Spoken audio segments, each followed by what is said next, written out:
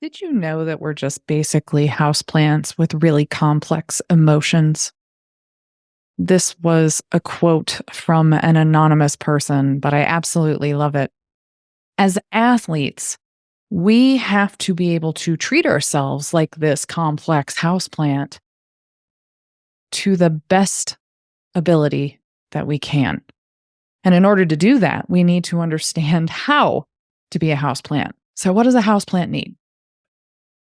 It needs five things: water, which we all know houseplants need.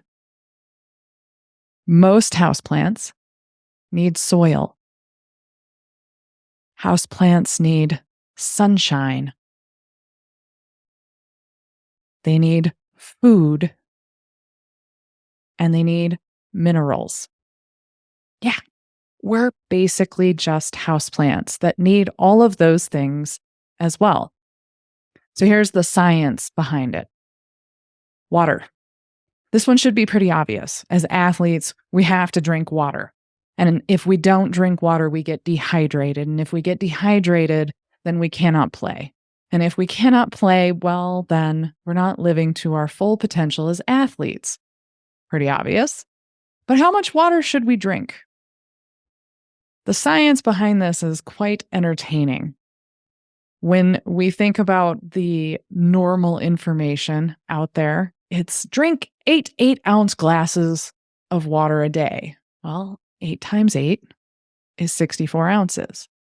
But really, we should be looking at our body weight and then taking our body weight in pounds, if you're in the United States, we use that weird system, and divide it in half. And then add 20 more ounces on top of it as an athlete. This is a rule of thumb.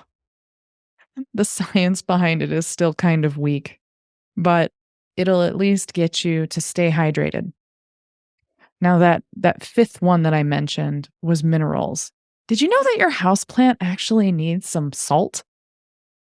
Yeah, if you add a little sea salt to your houseplants, and I mean just a pinch, it's enough to give them the minerals that they need. And guess what? If you add a pinch of salt to your water, you now have water with electrolytes. I know, if you were around in the 90s, Michael Jordan was all about be like Mike and drink your Gatorade.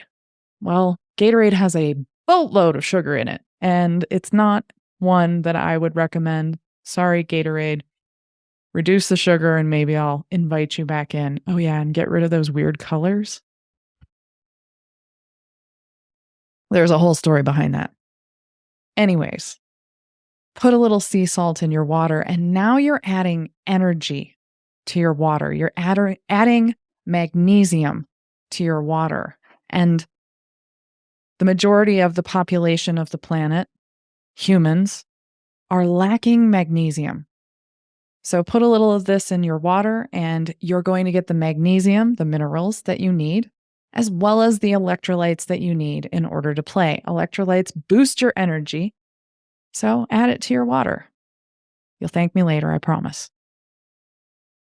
Soil. Why in the world would a human need soil? What would we use soil for? Well, the science behind this is called earthing. If we go outside in our bare feet and put our feet on the ground, we ground too. Which, for those of us that are connected to that type of energy, it helps us center and it helps us get more balanced. I immediately think of Pretty Woman, where Richard Gere is walking around a park without his shoes on, and he's earthing. And of course, the science wasn't there when that movie came out, but that is what he was doing. He was getting more centered and grounded. And it's beneficial for us to do this on a daily basis. 10 minutes a day of earthing helps us feel more balanced. And well, since you're outside, guess what you also get? Sunshine. Sunshine helps us regulate our circadian rhythms.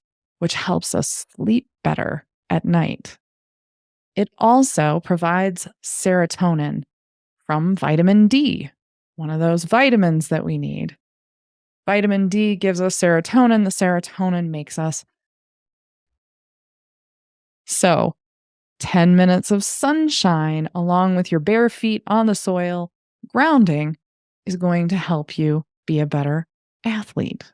Crazy, right? And then the last one is food. This one you would think would be simple, but how many times have you killed a houseplant? By giving it the wrong food. Food for houseplants usually comes in the form of fertilizer. You give the wrong kind of fertilizer to a houseplant and boop, it's gone. You give the wrong kind of food to a human and we might get a bellyache, or we might get food poisoning, or in some extreme cases, we could have anaphylactic shock and die.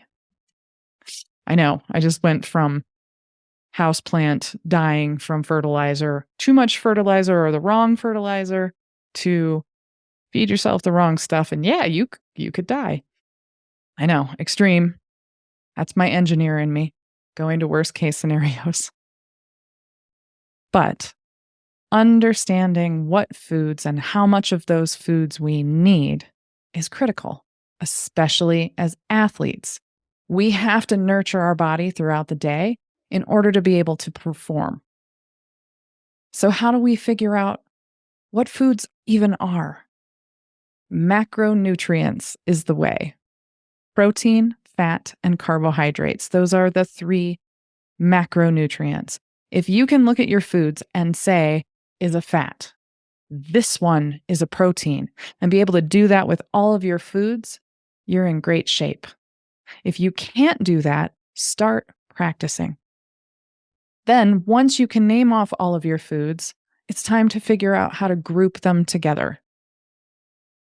Over my lifetime, I have seen 3 different ways that our government has told us how to feed ourselves. We had the food pyramid, and then we had some other strange thing that I don't remember, and then we had the plate. And the plate is really my favorite because it shows you how to divide up your food. It's a little bit of fats, a chunk of protein, and then the other half of your plate is carbohydrates. And we want good carbohydrates and good fats and good proteins. So knowing what the good ones are helps too. Things that come in boxes are processed foods. You can look at the label and it'll tell you what it is, but it'll start to give you an idea of if I ate more whole foods, what are those? The goal is more whole foods to feed you. Those are the best foods for us. But as college athletes, we're grabbing whatever the cafeteria's given us. We're grabbing whatever's easiest at the grocery store and you can shove in your face as quick as possible. But remember, the foods that we put in our body fuel us for the athletics that we are about to do, as well as the academics. We don't want to be sleeping in class. If we don't have enough energy from our foods, well, that's what's going to happen. So, those 5 things are what you need to remember. And then, when it comes to food, check out the podcast with Barrett Smith, where we talk about how to test your food so that you can figure out what actually serves your body. There's ways to do this, really simple ways to do it. And the goal isn't to eliminate foods. The goal is to find out which ones serve us best and which ones don't serve us, and decrease the amount of the ones that don't serve us. You'd be surprised how much a pizza serves you or doesn't. So check out that podcast if you want to learn more about testing your foods to see which ones serve you best and which ones don't. Quick recap. We are basically just houseplants. We need water. We need soil. We need sunshine. And we need food. And that bonus number 5, minerals in the form of sea salt in your water for electrolytes. Yay! Let me know if this lands with you and if you have already been practicing being a houseplant. I want to hear in the comments. Thanks for listening to Spirit of an Athlete podcast. If you're struggling with your own gut issues and want more direction, you can get an initial body scan from Amanda at bodywhisperhealing.com. In 20 minutes, you can find out what's wrong, get clarity, map the path forward, and get on track to get back in your game. If this episode hits the spot, please let us know by rating, reviewing, and sharing it with a friend. Subscribe now to hear more inspiring stories from other female college athletes who overcame their health issues. Want more, Amanda? Get inspired by finding more at bodywhisperhealing.com.